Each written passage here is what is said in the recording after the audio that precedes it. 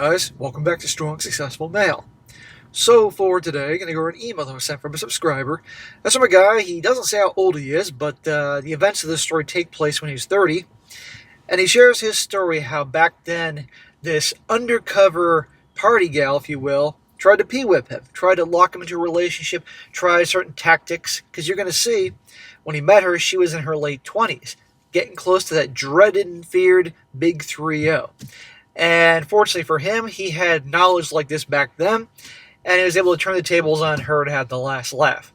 And that'd be an entertaining story for a Saturday to go over to show you guys. Remember, a lot of gals, when they get to their mid-20s and definitely late 20s, even if they spent their entire high school and college years, early 20s, getting around, eventually they want to have a ring on the finger, have a wedding ceremony just like a lot of their friends, be a star, and they'll disguise and put on hold a lot of their ways, trap a guy, an unsuspecting guy, and then sadly, if the guy's not careful, go back to their old ways. So you must be aware of this, gentleman out there. If they perceive you as a nice guy, or if you are actually one, you could be in the crosshair, so just be careful. And of course, the old joke that they always come back. Before I get into this story, I have a real quick short story guy sent over about a little situation he had with a single MOM. This guy says here, ASSM, a longtime viewer of your channels, and after seeing the guy who met a woman with 5 kids, I had to tell this story. I met this woman online and started getting to know her, and she tells me she has 5 girls. That's what you should have said, or you should have clicked the button or swiped onto the next one. I know, smack, but I agreed to take her out. Smack? Why? This guy's thinking, okay, she's a single MOM, she has 5 kids, probably a lot of different daddies, low-hanging fruit. I'm going to get some ass. Well, watch this. Now, in talking to her, I found that she has exactly the same last name as me, which comes into play later. That's just too weird. She says the name was her ex-husband's last name. So we met up at her house. So I sit in a chair in her living room, and she sits on the floor in front of the couch with her back against it. One of her girls comes running into the living room, trips over her mom's feet, falls, and breaks her arm. Oh my God, poor kid. Now we have a real problem, and it's a trip to the emergency room. 6 hours later, the child still hasn't seen a doctor. A little kid with a broken arm hasn't seen a doctor?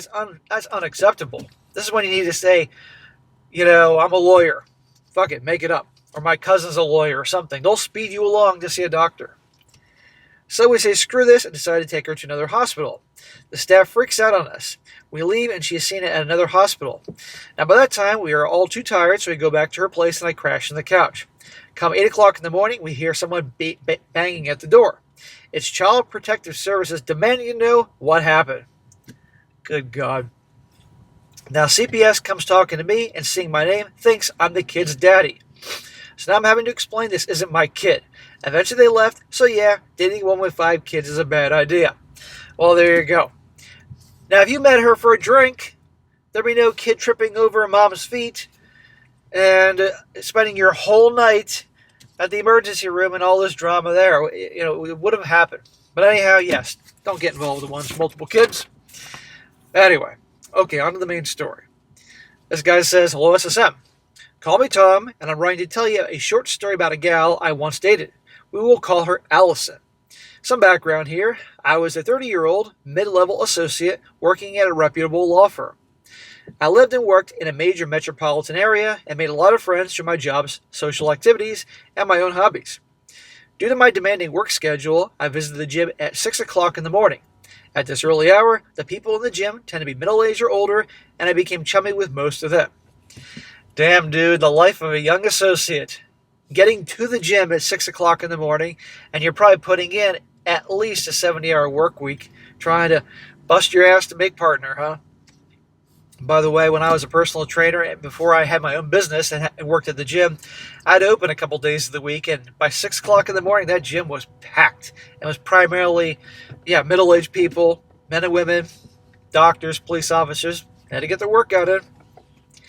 At the gym, I met and often worked out with a guy almost 10 years older than me, in his early 40s. We will call him Bruno.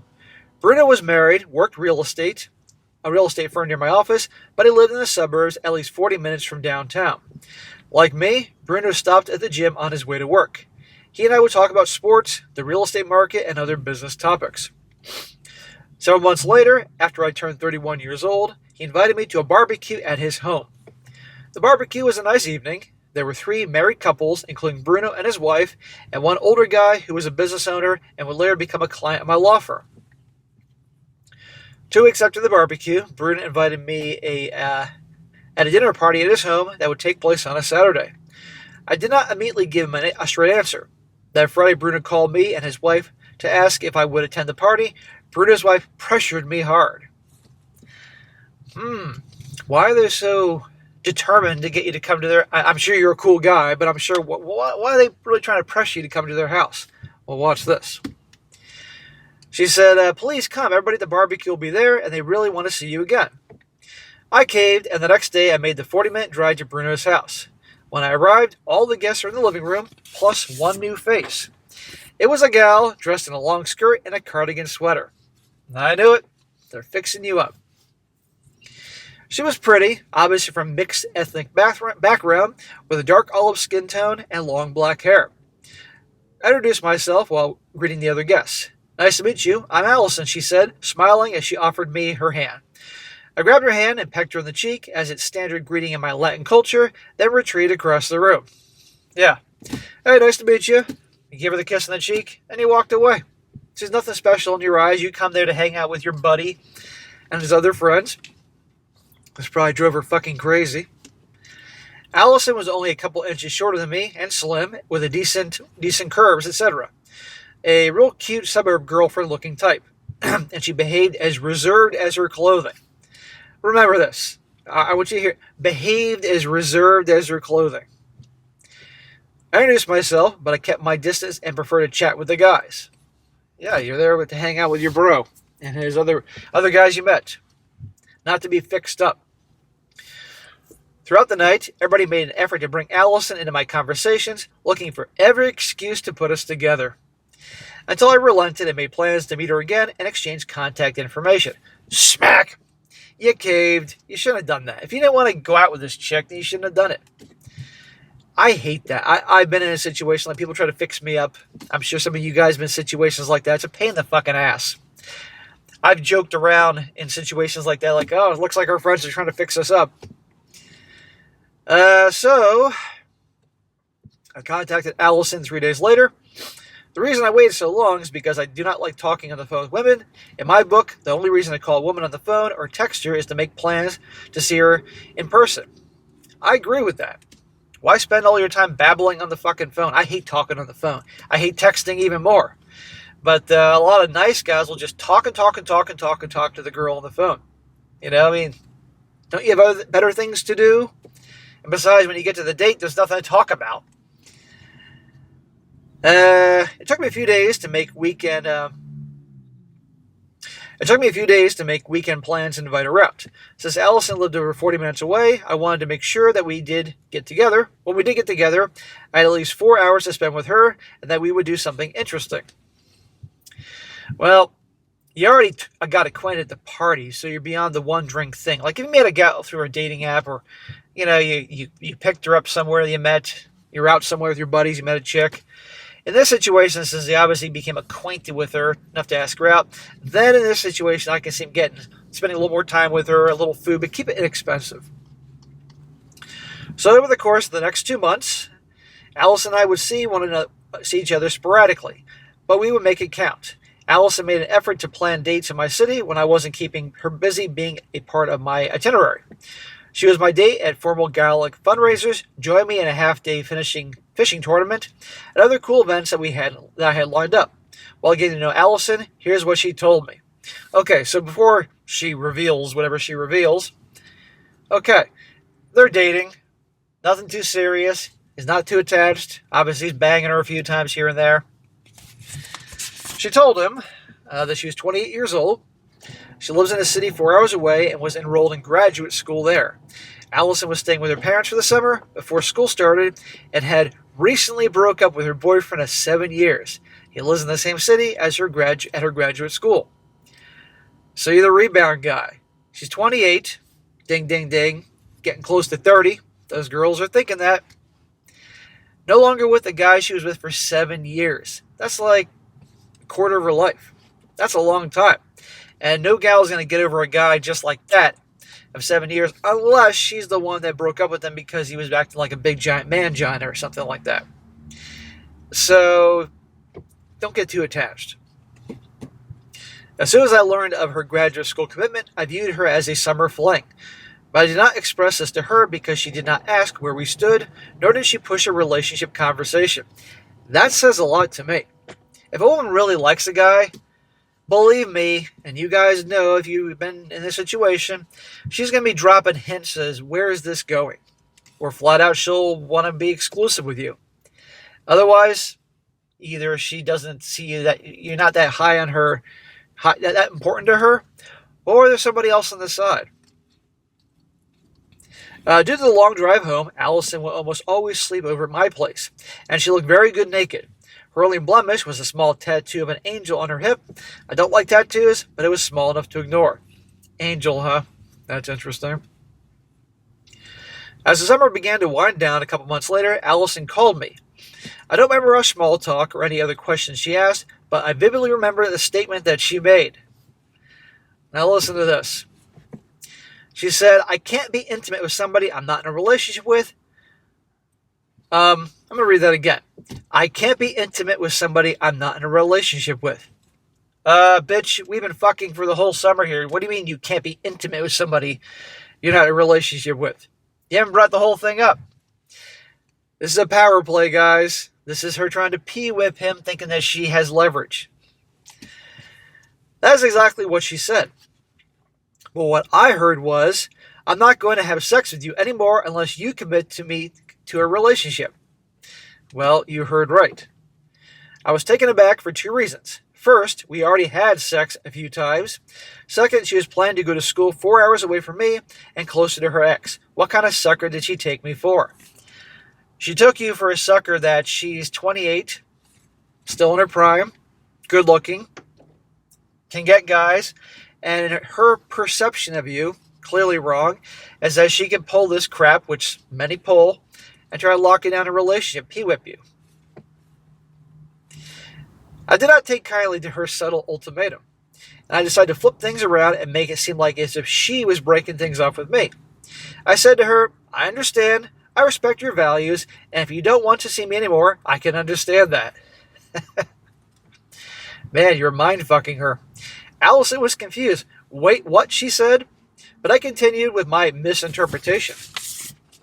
I said, I enjoy spending time with you, and I think you're a good person, but I understand if you don't want to see me anymore, and I appreciate you talking to me about it. Her head spinning. I paused for a moment, expecting her to interrupt again, but she was too confused to say anything. I said, good luck with school, and I hung up the phone. She's probably like, what the hell just happened here? In my experience, he says, I learned that it's always better if the woman breaks up with you. If you break up with her, the odds are that she will develop some kind of complex that can express itself in unpredictable ways. If she breaks up with you, then she'll feel like she won and will be more inclined to leave you alone. Well, there's a lot of truth to that. So a real clever way to get, if you're sick of a gal for whatever reason, just start acting like some needy, pussy-ass nice guy, and it'll turn her off so much she'll break up with you. Now, of course, you don't want a reputation as being some needy, nice, pussy-ass guy, but you get my point. When you break up with a woman, if she's really into you, two things are going to happen. Either she's going to become vindictive, because nobody likes rejection, but women tend to take it to a whole new fucking level. And she'll become vindictive and try to get revenge, which you don't need. Or she'll become obsessed with you and try to win you back always, which you definitely don't need as well. So, yeah. But if she breaks up with you and you just are like, okay, and disappear, move on, she might be thinking, wait a second here. How can he get over me so easily and suddenly become obsessed with you? So I guess you can't really fucking win. I didn't speak to Allison or hang out with her matchmaker friends ever again. Yeah, I wouldn't either. But I continued to work out with Bruno at the gym when I saw him. Several months after Alice and I parted ways, I was dating another gal who just turned 23. My new girlfriend was sleeping over and showering to prepare for bed when I received a late-night text message from Allison out of the blue. Oh, imagine that. They always come back. Her message was, "Hey, what are you doing tonight? I'm out with my girlfriends near your place." I respond to her text, "I can't join you tonight, but let me know if you all need recommendations where to go out. I'll meet you for breakfast if you're staying the night in town."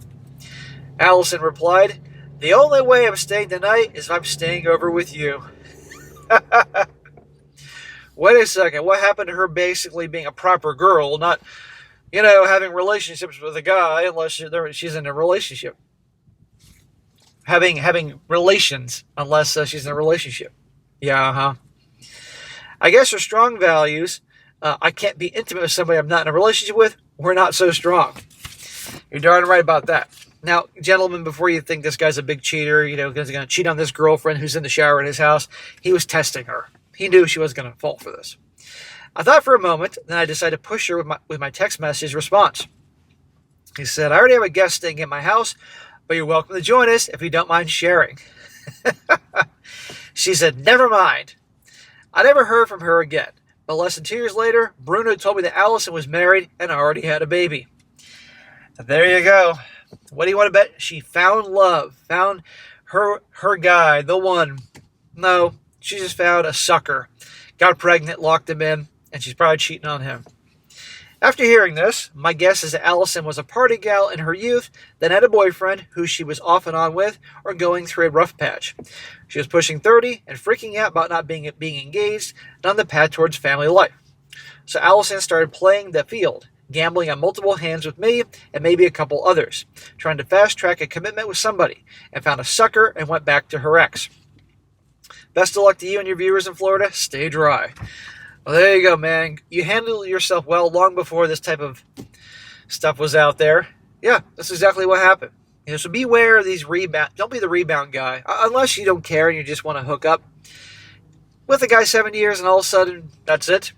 And by the way, the friends that were pushing you to be with her, to date her, they do this, And I love that little ultimatum crap she pulls. That's what happens when most of the time, in a woman's mind, that she's got her guy. That's when bullshit happens. Gals may try some of these things with the bad boys, but they know darn well it's not going to work. In fact, they may try some of this shit with bad boys just to watch that bad boy be a bad boy and basically tell her F off. But nice guys, once they start getting attached, that's when they start caving to various ridiculous demands and all that. You're always in a better place that, in her mind, she's more into the relationship than you are. But this doesn't mean she's going to try to pull bullshit. But anyhow, bro, good story. You handled it well. And again, guys, there you go.